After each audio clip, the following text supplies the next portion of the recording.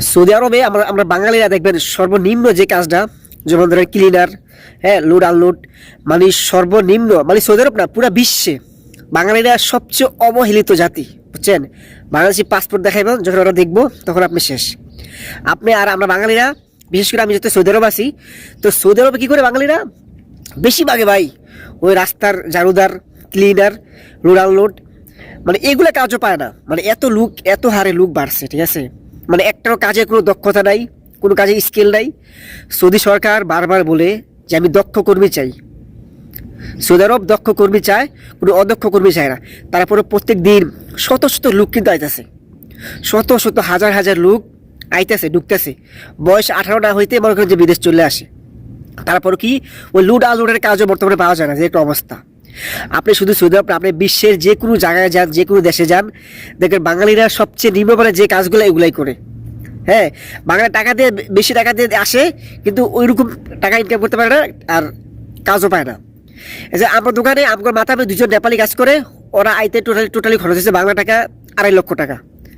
কিন্তু বেতন আমাদের সমান, মানে সব কিছু আমাদের সমান, কিন্তু ওদের লাগছে 2.5 লাখ, আর আমাদের লাগে 5 লাখ, 5.5 লাখ।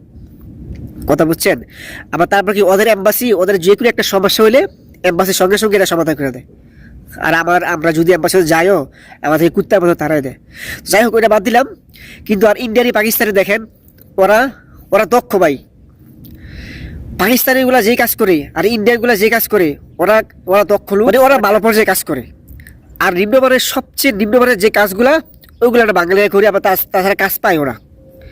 আপনি দেখেন কয়টা ইন্ডিয়ার, কয়টা পাকিস্তানি বেকার বসে বসে ঘুরে আজেরা খায়, ওই সব বাংলাদেশি।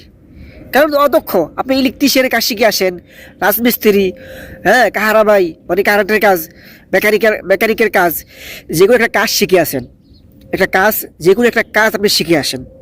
সৌদি সরকার বারবার বলে আমরা ইন্ডিয়ান, পাকিস্তানি, নেপাল, ইন্দোনেশি, মানে অন্য যে কোনো কান্ট্রি রাষ্ট্রের মানুষগুলা আমাদের থেকে কম টাকা দিয়ে আসে, ওদের থেকে অর্ধেক টাকা দিয়ে আসে ওরা। কিন্তু ওরা ভালো কাজ পায়, বেতন পায়, হ্যাঁ, ওদের কোনো সমস্যা হলে ওদের এম্বাসি পাশে পায়, মানে শুধু সুযোগ সুবিধা ওরা ঠিকই পায়। পাসপোর্টের মেয়াদ শেষ হলে ওরা 20 দিনের ভিতরে আমার মেয়াদ সব পাই যায় পাসপোর্ট, কিন্তু আমাদের লাগে 3-4 মাস। আমরা বেশি টাকা খরচ করে আসি, আমরা অদক্ষ, আমাদের কোনো অভিজ্ঞ নাই।